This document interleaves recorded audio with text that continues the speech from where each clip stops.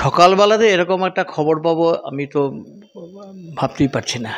পিতামাতা হওয়া এখনো কি স্বপ্ন? অ্যাপোলো ফার্টিলিটির সাথে আপনার পিতামাতা হওয়ার স্বপ্ন পূরণ করুন। বিনামূল্যে পরামর্শের জন্য কল করুন 9953922843। বুদ্ধদা অসুস্থ হয়েছেন বেশ কয়েকবার, সুস্থ হয়ে ফিরে এসেছেন, কিন্তু এবারে বুদ্ধদা কোনো অসুস্থতার কোনো সুযোগই দেয়নি যে তিনি চলে যাবেন, এরকম একটা সুযোগও দেননি। স্বাভাবিকভাবে চিকিৎসারও করার সুযোগ সে সময় ছিল না, তার ফিরে আসারও আর কোনো রকম সম্ভাবনা তিনি রেখে যাননি। আমাদের একটা শুধু আমাদের ক্ষতি নয়, যারা সুস্থ রাজনীতিতে বিশ্বাস করে, সেটা পশ্চিমবঙ্গের হোক সারা দেশের হোক, বুদ্ধদা চলে যাওয়াটা তাদের সবার কাছে কিন্তু বিরাট ক্ষতি। শুধু এটা সিপিআইএমের ক্ষতি নয়। এই রকম একটা সংস্কৃতিবান মানুষ, তার যে বাচন ভঙ্গি, তার যে রুচি, তার যে মানুষের প্রতি তার যে একটা ভালোবাসা, শৃঙ্খলাবদ্ধ একটা যে জীবন, আমি চোখের সামনে সেটা দেখেছি। অনেক ক্ষেত্রেই অনেক কিছু তার কাছ থেকে শিক্ষণীয়। আমি তার মন্ত্রিসভায় ছিলাম, আবার একসাথে মন্ত্রীতে ছিলাম, পার্টিতে একসাথে ছিলাম।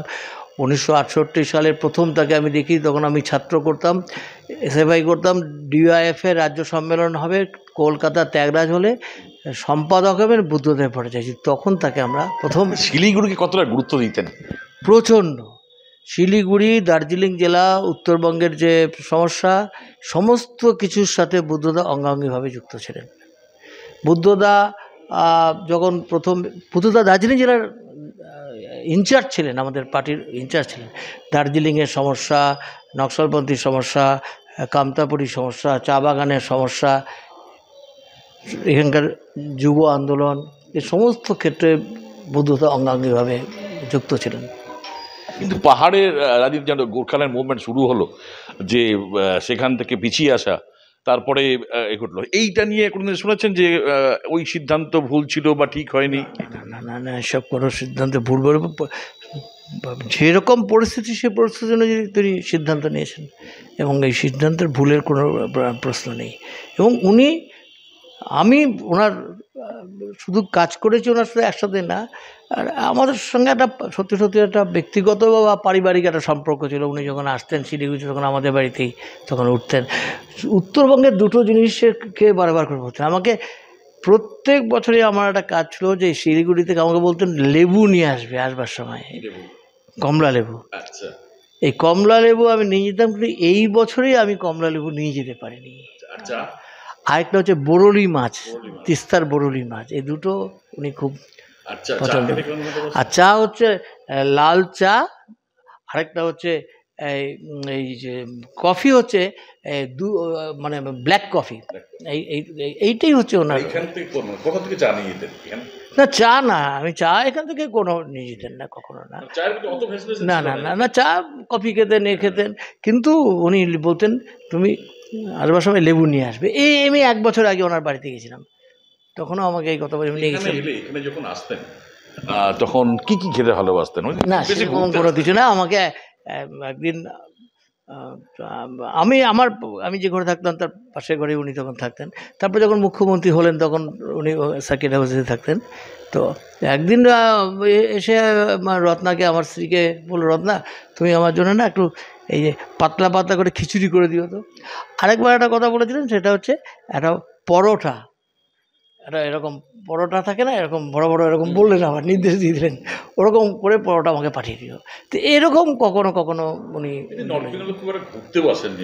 না না না ওরকম কোনো, একবার মংপংয়ে ছিলেন, কিন্তু এরকম দার্জিলিংয়ে যেতেন, কাজে যেতেন। আবার শুধু একটা জিনিস বলি, যে এই যে সরকার চলে যাওয়ার পরে যেটা উনি বারবার বলতেন যে এই প্রজন্ম কিন্তু পরে বুঝবে, ভুল বুঝবে, কোনোদিন আপনার কাছেও বলেছে যে এই যে উনি খুব আন্তরিকতা নিয়ে এই ইয়ঙ্গার জেনারেশন, তরুণ প্রজন্মের জন্যে কাজের ব্যবস্থাটা করতে হবে, এটা আমাদের একটা ঐতিহাসিকভাবে এতে আমরা দায়বদ্ধ। একদম বলেছেন, কতবার বলেছেন এটা। কিন্তু তিনি প্রকৃতপক্ষে শিল্পায়নটা চেয়েছিলেন, কিন্তু কোনো শিল্পপতির জন্য নয়, কর্মসংস্থান সৃষ্টির জন্য, আর কিছু না, রাজ্যের মানুষের সাথে, এটার জন্যই। মানে এই কষ্টটা নিয়ে উনি প্রয়াত হলেন। হ্যাঁ, এই কষ্টটা নিয়ে তিনি প্রয়াত হয়েছেন এবং আমাদের সবাইকে অনাথ করে দিয়ে গেছেন। এটা আমি বলবো মতাদর্শগতভাবে, সাংস্কৃতিকভাবে, সব দিক দিয়ে তার কাছে আমরা ঋণী। কীভাবে মানুষের সঙ্গে কথা বলতে হবে, কীভাবে বুদ্ধদাস সকালবেলায় আমার স্ত্রী যখন মারা যায় তখন আমি একদিন বাড়িতে গেছি, তারপরে একদিন আমাকে বলছে রত্নার মতন কোনো মেয়ে হয় না, এই একটা কথা বারবার বলতেন। আর আমাদের বাড়িতে যখন থাকতেন না, সকালবেলা রবীন্দ্রনাথের একা একা শুয়ে শুয়ে গান গাইতেন, অজস্র গান জানেন রবীন্দ্রনাথের গান, কোনোদিন কোনো গান করেননি কখনো, অজস্র গান জানতেন রবীন্দ্রনাথের। তার আবৃত্তি, তার ভাচনভঙ্গি, বক্তৃতা দিতেন, একটা কখনো খারাপ শব্দ কেউ বলতে পারবে না ব্যবহার করেছেন অ্যাসেম্বলিতে। আমি দেখি একেবারে সব দিক দিয়ে, আমি বলছি না শুধু পার্টিগতভাবে রাজনীতিগতভাবে তা নয়, সংস্কৃতির দিক দিয়ে, সব দিক দিয়ে মানুষের সাথে জনসম্পর্কটা আরও যখন আমাদের প্রয়োজন আরও বেশি উন্নতভাবে জনসম্পর্কটাকে রক্ষা করা, তখন তিনি চলে গেলেন। তার মানে এটা তো আমাদেরকে সত্যি সত্যি এটা অনাথ করে দিয়ে গেলেন এটা।